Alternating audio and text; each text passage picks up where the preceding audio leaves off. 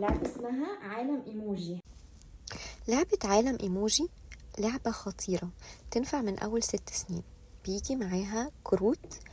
الكروت دي فيها أسئلة عن المشاعر، وأسئلة عن ايه الحاجات اللي بيحبها الطفل، وأسئلة عن نفسه وتحديات ممكن يعملها.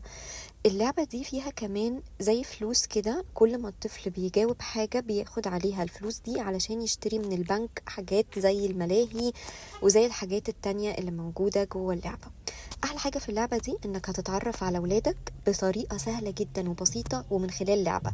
أهم حاجة وانت بتلعب اللعبة دي بلاش لوم وبلاش عتاب، والعبوا اللعبة في هدوء وبسطوا باللعبة من غير أي حاجة إضافية. انتوا الاتنين أطفال وانتوا الاتنين بتلعبوا مع بعض عشان تتعرفوا على بعض من أول وجديد وتعرفوا مشاعر بعض.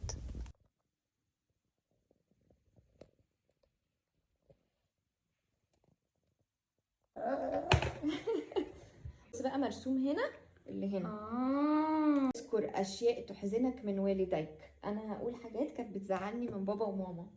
ازعل من بابا وماما علشان كانوا بيزعقوا بيضربوا. ماذا تفعل اذا طلب منك صديقك عدم قول الحقيقة حتى لا تتم معاقبتكم؟ يعني قول له اسكت، انا مش بكتب، انا بقول حاجه. متأكد هتقوله كده؟ اه حتى لو هتتعاقب؟ اه ماشي. لعبة حلوة قوي. عجبك؟ اه انا 3. 1 2 3.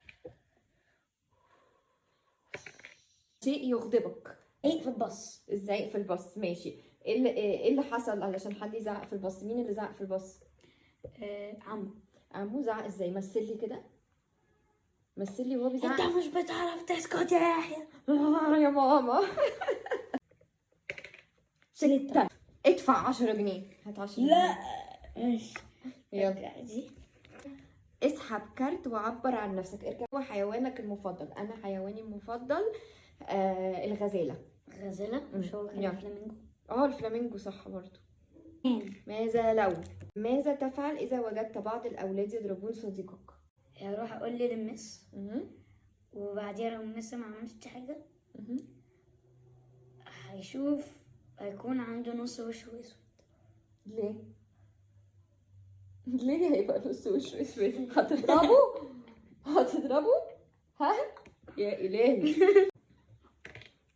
كارت تحرك. قم بأكل أي شيء بدون استخدام يدك. كلها. لا مش بعمل. لا. هنسحب كارت تحرك.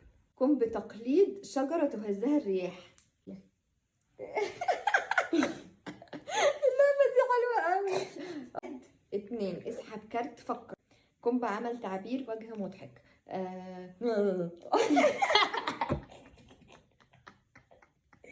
بجد متعجب. امال ضحكت ليه؟